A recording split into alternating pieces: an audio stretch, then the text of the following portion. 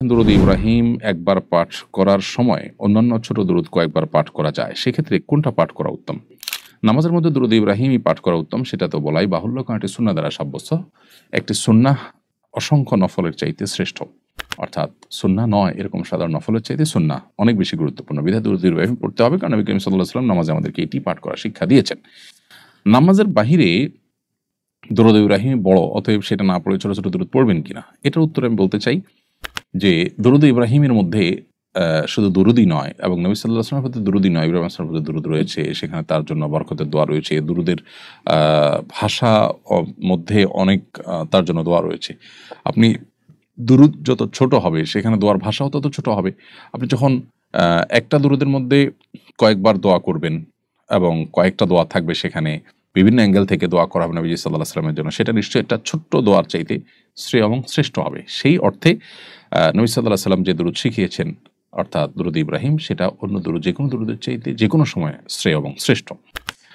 এটা ঠিক যে নবী সাল্লাল্লাহু আলাইহি ওয়াসাল্লাম বলেছেন, মান সাল্লা আলাইহি মাররাতান সাল্লাল্লাহু আলাইহি আশারা, কেউ যদি আমার প্রতি একবার দুরূদ পাঠ করে তার প্রতি আল্লাহ তাআলা 10 বার রহমত নাযিল করবেন। সে অর্থে দুরূদ ইব্রাহিমকে পড়ার চাইতে ছোট ছোট দুরূদ যদি হাদিসে বর্ণিত হয় সেগুলো কয়েকবার পড়া উত্তম। আর যদি হাদিসে বর্ণিত না হয় তাহলে হাদিসে বর্ণিত দুরূদ অন্য সাধারণ দুরূদের চাইতে উত্তম, সেটা বলার অপেক্ষা রাখে না। অজু থাকা অবস্থায় যদি কেউ কোনো অশ্লীল কথা বলে আর আমি তা শুনতে পাই, তাহলে কি আমার অজু ভেঙে যাবে? উত্তর হলো না। কোনো অশ্লীল কথা কেউ যদি বলে তিনি গুনাহগার হবেন, তার নিজেরও অজু ভঙ্গ হবে না। অজু ভঙ্গ হওয়াটা তো কোনো গুনাহের বিষয় না।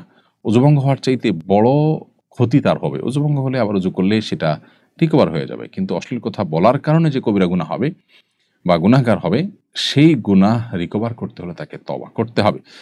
আর যিনি শুনেছেন তিনি স্বেচ্ছায় সজ্ঞানে ইচ্ছাকৃতভাবে আনন্দ চিত্তে শুনেছেন এমন নয়, বরং তার কানে এসেছে, এরকম হলে তার কোনো দায় নেই ইনশাআল্লাহ তাআলা। অজু ভাঙার তো প্রশ্নই ওঠে না।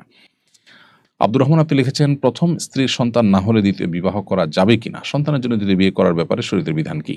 হতেই পারে কারো যদি প্রথম স্ত্রীর সন্তান না হয়, স্ত্রীর সমস্যা যদি ধরা পড়ে মেডিকেল টেস্টের মাধ্যমে, তাহলে দ্বিতীয় বিয়ের জন্য তিনি উদ্যোগ নিতেই পারেন।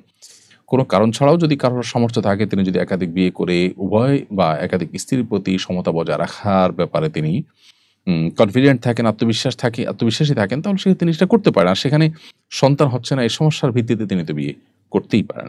শরীয়ত এক্ষেত্রে তার জন্য সেই সুযোগ রেখেছে। চৌধুরী সানজান আপনি লিখেছেন, একজন মেয়ে হয়ে এমন মেয়েদের সাধারণ ভিডিও দেখলে কি গুনাহ হবে যারা পর্দা করে না? উত্তর হলো না। আপনি এর কারণে গুনাহগার হবেন না যদি সাধারণ মেয়েদের ভিডিও দেখেন, মেয়ে হয়ে মেয়েদের ভিডিও দেখেন। তবে আ আপনার আ নাভি থেকে হাঁটুর আ মধ্যকার যে অংশ, সতর অংশ, সেটা কোনোভাবে দেখা জায়েজ হবে না। এর বাইরের অংশগুলো একজন মেয়ে অন্য মেয়ের দেখতে পারে ভিডিওর মাধ্যমে।